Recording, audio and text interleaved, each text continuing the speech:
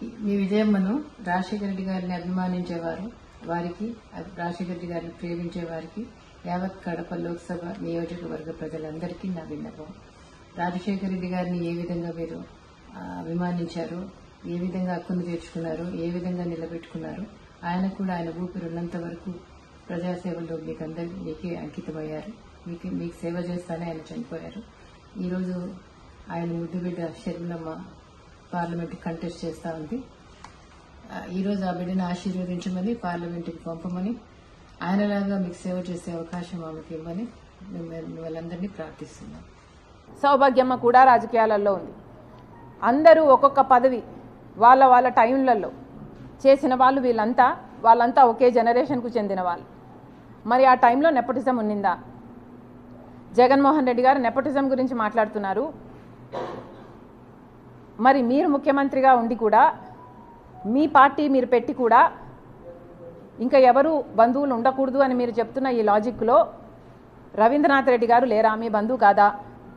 మీ మేనమామ సుబ్బారెడ్డి గారు సొంత చిన్నాన్న, అమ్మ మొన్నటి వరకు అధ్యక్షురాలు, అవినాష్ రెడ్డి ఒకటే జనరేషన్లో మీ భార్యకు బంధువు, నా తమ్ముడు అని నెత్తిన పెట్టుకొని తిరుగుతున్నవాడు.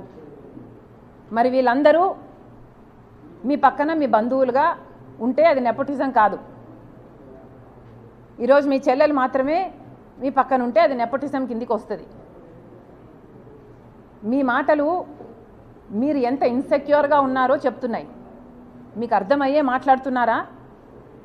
మీ మాటలే మీ క్యారెక్టర్ని కాంట్రడిక్ట్ చేస్తున్నాయి.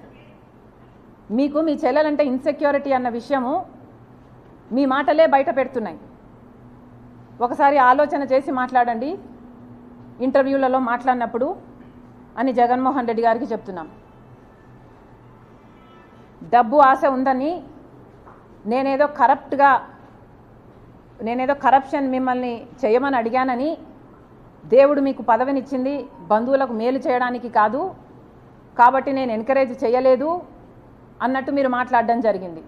అంటే నేనేదో మిమ్మల్ని ముఖ్యమంత్రి హోదాలో నేనేదో మిమ్మల్ని పని అడిగినట్టు, మీరు ఆ పని చేయలేను అని మీరు నాకు చెప్పినట్టు, బంధువులకు మేలు చేయడానికి కాదు నేను ముఖ్యమంత్రిని అయ్యింది అంటే దాని ఇంప్లికేషను నేనేదో ఫేవర్ అడిగినట్టుగా జగన్మోహన్ రెడ్డి గారు మాట్లాడడం జరిగింది. ఏ రోజు రాజశేఖర రెడ్డి బిడ్డ ప్రమాణం చేసి చెప్తుంది పైసా సహాయం, పైసా పని చేసి పెట్టు అని అడిగిన పాపాన ఈ 5 సంవత్సరాలలో పోలేదు.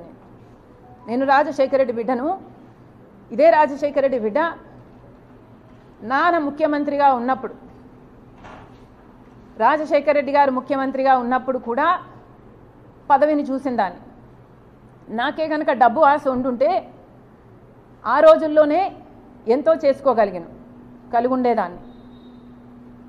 ఆ రోజైనా ఈ రోజైనా నేనైనా నా భర్త అయినా ఒక సహాయం, ఈ రోజు వరకు పైసా సహాయం చేశాడు జగన్మోహన్ రెడ్డి, పైసా సహాయం మేము అడిగాము జగన్మోహన్ రెడ్డిని అని నిరూపణ చేయగలరా?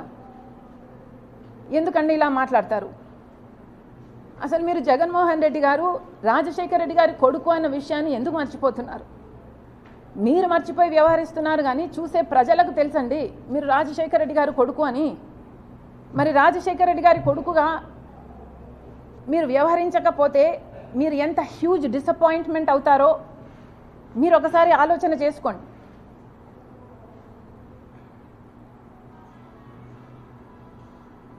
చాలా చెప్పారు, రిలేషన్షిప్స్లోకి రాజకీయాలు వస్తే రిలేషన్షిప్స్ చెడిపోతాయి. జగన్మోహన్ రెడ్డి గారు చాలా లిమిటెడ్గా ఆలోచన చేస్తున్నట్టున్నారు. ఈ ప్రపంచంలో రాజకీయ డిఫరెన్సెస్ ఉన్న వాళ్ళు ఎంతోమంది ఒక కుటుంబంలోనే ఉంటున్నారు. ఒక కుటుంబంలోనే ఒక మనిషి ఒక పార్టీలో, ఇంకో మనిషి ఇంకొక పార్టీలో, అదే కుటుంబంలోనే కొనసాగుతున్నారు. ఇది మీకు తెలియదేమో, చుట్టుపక్కల అడిగి తెలుసుకోండి ఎంతమంది ఎన్ని కుటుంబాలు వేరే వేరే పార్టీలలో ఉన్నాయి. అలా అని ఎన్నో కుటుంబాలలో డిఫరెంట్ ప్రొఫెషన్స్లో ఉన్న వాళ్ళు కూడా ఉంటారు.